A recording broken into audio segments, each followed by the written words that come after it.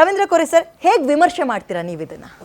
ನೋಡಿ, ಕೇಂದ್ರ ಸರ್ಕಾರದ budget year on year budget increase ಆಗ್ತಾ ಇದೆ.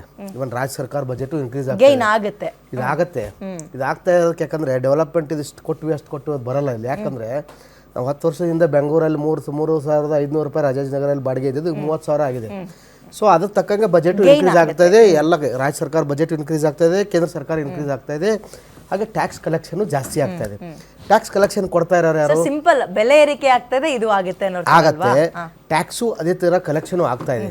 ಟ್ಯಾಕ್ಸ್ ಕೊಡ್ತಾ ಇರೋರು ಯಾರು? ಜನಸಾಮಾನ್ಯರು, ಎಲ್ಲ ಇಂಡಸ್ಟ್ರಿಯಲಿಸ್ಟು, ಎಲ್ಲ every citizen is paying tax. ಹೌದು. ಸೊ ಈ ಟ್ಯಾಕ್ಸ್ ಕಾಂಟ್ರಿಬ್ಯೂಷನ್ನ ಅವ್ರು ತೆಗೆದುಕೊಂಡು ಬಜೆಟ್ ಮಂಡನೆ ಮಾಡ್ಬೇಕು, ಯಾರಿಗೆ ಎಷ್ಟು ಹಂಚಬೇಕು, ಹೇಗೆ ಹಂಚಬೇಕು ಅಂತೇಳಿ.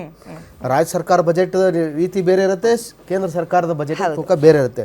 ಈ ಸಾರಿ ಕೇಂದ್ರ ಸರ್ಕಾರದ ಬಜೆಟಲ್ಲಿ ನಾನು ನೋಡಿದಂಗೆ ನಾವು FKCCIಯಿಂದ ರೀಪ್ರೆಸೆಂಟೇಷನ್ ಕೊಟ್ಟಿದ್ವಿ. ಸುಮಾರು ಪಾಯಿಂಟ್ಗಳನ್ನ ನಾವು ನಿರೀಕ್ಷೆ ಮಾಡಿದ್ವಿ. ಒಂದೂ ಹಾಕಿಲ್ಲ ಅಂತ ಕೇಳಿ 2 ಪಾಯಿಂಟ್ ಬಂದಿದೆ. 2 ಪಾಯಿಂಟ್. ಒಂದು ಮೇಜರ್ ಅಂದರೆ PF PSI ಮೇಲೆ ಪರ್ಮನೆಂಟ್ ಡಿಸಲೋ ಮಾಡ್ತಾ ಇದ್ರು.